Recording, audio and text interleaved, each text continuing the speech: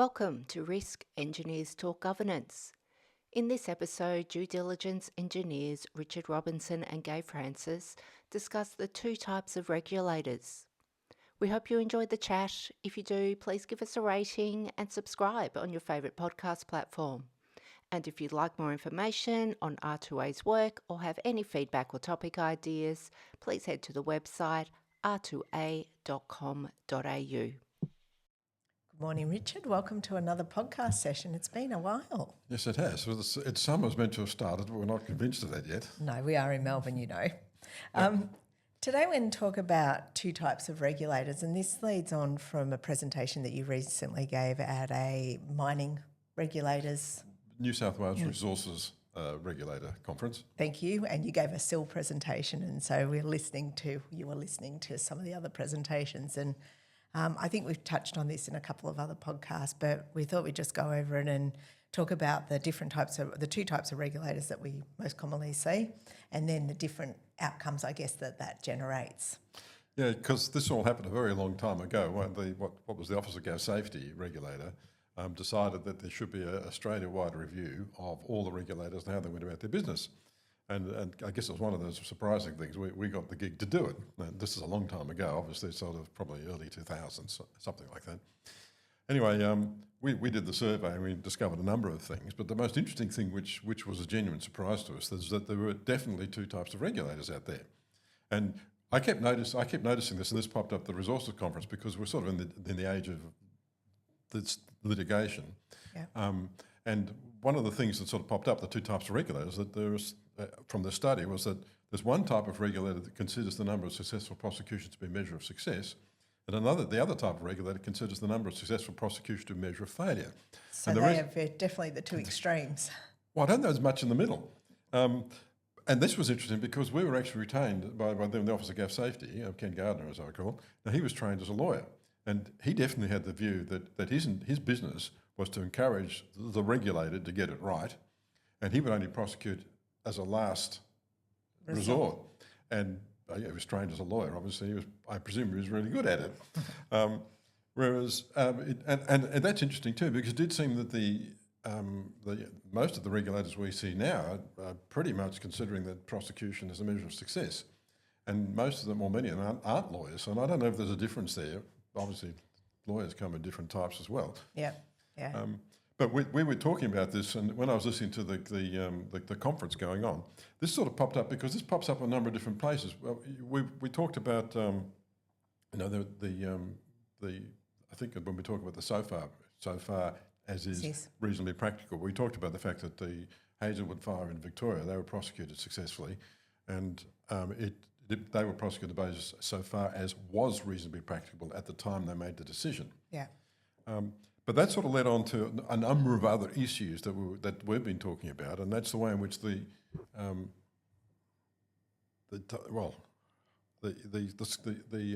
particular one from the Auckland one. Yeah, for the Auckland CEO, where the CEO of the Auckland Port Authority, I think it was successfully convicted on two charges. He didn't receive any jail time, but he received it was about $180,000 fine. Now, what was sort of interesting about that was that it's part of the so far process. See, the reason why some regulators used to like strict rules was because if somebody failed to do the rule, it was easy to prosecute. And we had that conversation about another regulator, another jurisdiction, who deliberately delayed the introduction of the WHS legislation to achieve that outcome. The problem with the so far business is the onus is then put onto the proponent. The organisation. And then the regulator has to figure out whether they successfully prosecute. And that sort of led on to sort of the next thing, which sort of caused confusion, because one of the cases we were reading about that we got presented with, that the judge was saying something along the lines that, look, and this is true, I mean, whenever something bad happens, somebody's been killed, the proponent organisations, and I think they're genuinely upset. I think they really do wish it hadn't happened. Absolutely. But the easy way to demonstrate that that's the case is that you basically plead guilty, if that makes sense, as an organisation rather than as an individual. Mm. And yet when it actually comes to the crunch, those organisations tend to fight like legal hell because that's the way in which the adversarial system encourages you to do things. Yes. So they sort of contradict each other in a way, don't they? Yeah, and that's right. But also you can see that it's harder to convict. Now, This is where, again, delving into history, because a long, long time ago I did a lecture tour of the UK, London, Leeds, and Glasgow. And when I got to Glasgow, because I hadn't known this or anything like it, it turned out the Scots, rather than just doing what we inherit from the English legal system, where either you're guilty or not guilty, there's no half states. The Scots are a lot more subtle about it. They basically say, well, you can be convicted beyond reasonable doubt, you can be proven innocent beyond reasonable doubt, or the charges can be not proven. They actually have three outcomes, which in terms of the trying to test where they are with regards to the SFAIRP business would seem to make more sense. Yeah. Because then you could sort of say, well, look, we as a regulator can't prove that you didn't do everything because it's a test you have to. There's no, it's not our decision as to what's as low as reasonably practicable. We test for your argument. And that was the reason why we understood the CEO at the Port of Auckland went, because a bad incident happened.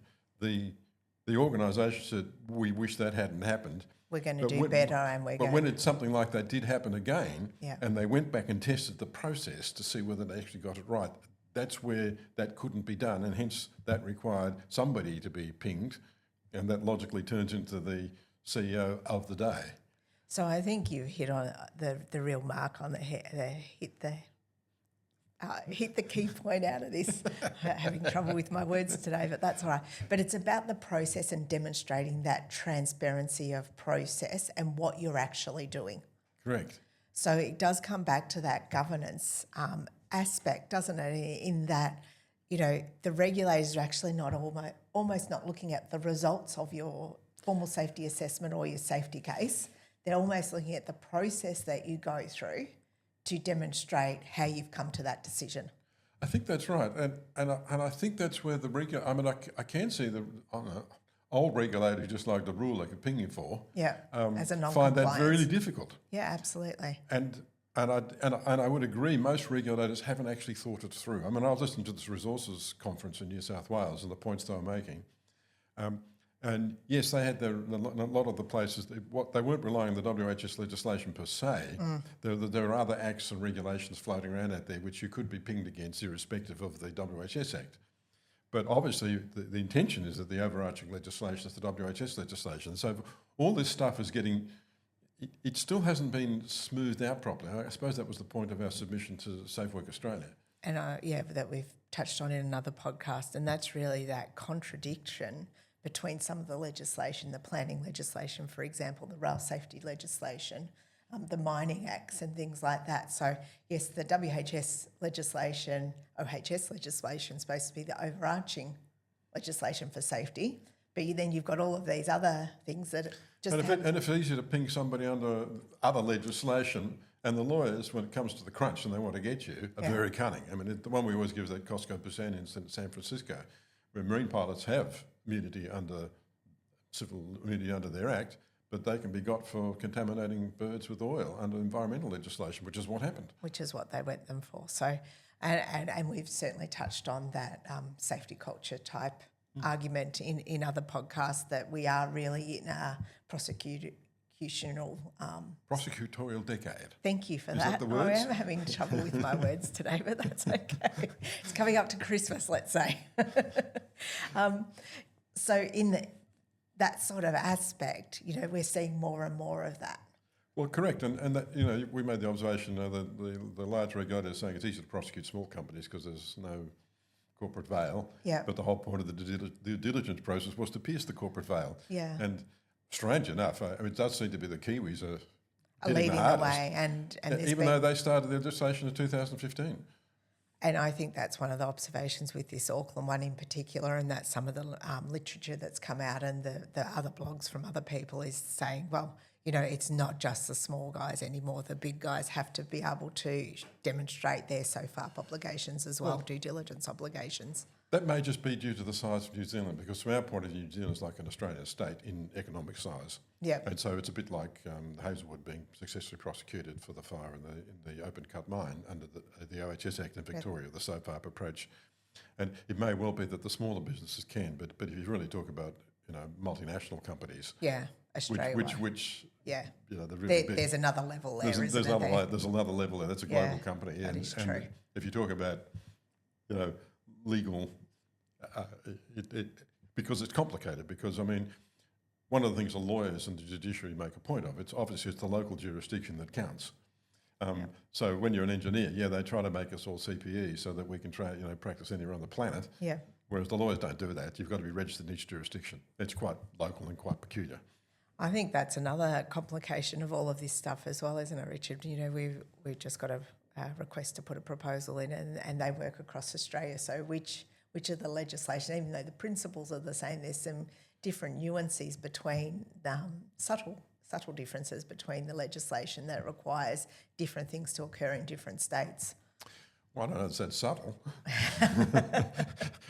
It's one of those things. The Parliament's passed a law and the law takes precedence. It's a bit like Queensland retaining the Electrical Safety Act and modifying it to SFAIRP.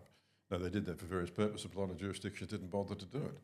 So, okay, some of them keep their Mining Act and some of them keep their Dangerous Goods Act, and yet in other jurisdictions, the dangerous goods legislation is the WHS Act. Yeah. So it's not as clean as I think the legislation originally envisaged, let me put it that way. I agree, and there's still some things to iron out, and as we said, we submitted to the best practice review for Safe Work Australia.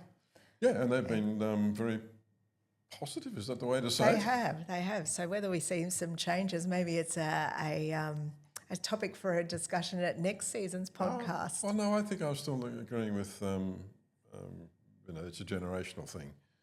Victoria started in 2004 with the SFAIRP business. We've still got the Gas Safety Act, the Electrical Safety Act and the Pipelines Act. And whilst they're not SFAIRP, everybody's behaving like it's SFAIRP. So what's your definition of a generation? Is it 20 or 25 years? It's probably 25 years because those other couple of acts have got to be cleaned up in Victoria. Yeah. And I suspect when the opportunity arises, that will be done. Okay, that sort of makes sense. But I do think that, and we've said this a number of times, I do think we've gone backwards. When the WHS legislation first started in that 2011, 2012, there was a lot more energy, positive energy around it. But, Bunch of optimists, obviously. Is that what we were? Well, on that note, I'd like to end on an optimistic viewpoint. So thank you for joining us today. Hope you found it interesting, and we'll see you next time. Thanks.